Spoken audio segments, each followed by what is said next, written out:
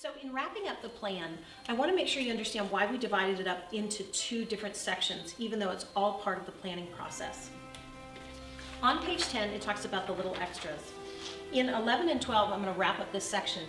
But what I want you to get a hold of is in the planning process, in the design business, there are two different components. There's the pretty, which is what we do in the design office or what you do at your dining room table or your home office.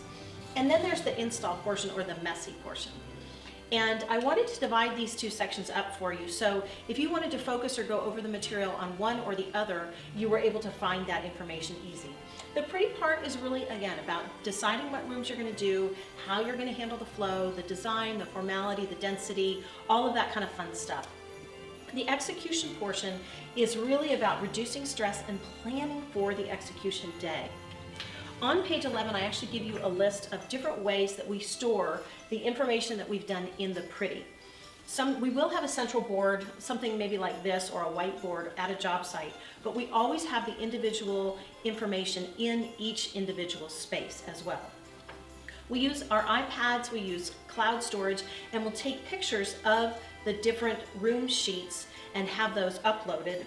And we'll have the individual pages like this in each individual room. So everything is essentially in triplicate, so nobody has any excuses. It also removes stress from the people that are doing the work for you, even if it's your family. So they're able to look at it, they can read it, they can think about it, they can figure out how they best install different items. And you don't have to micromanage, which is really nice. I always say never install until your sorting is done.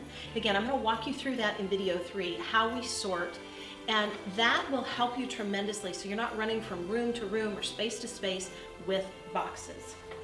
Then as a wrap up for the planning session, one of the things that we do a lot of is study how people work and what's the best way to work in different time chunks to get the, I don't know how you might articulate it, the best amount of work in the shortest amount of time and then take a break.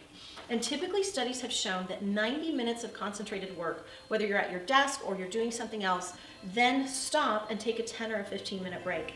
And I actually wrote that on this page because I think especially with holiday decor, you get really excited, you're planning for the holidays, maybe you're throwing a party, relatives or families coming in, and you get really excited, and you go and you go and you go and you go, and then all of a sudden you crash after 3 hours because you realize you haven't taken a break, you haven't had a cookie, you just haven't kind of taken a break from it.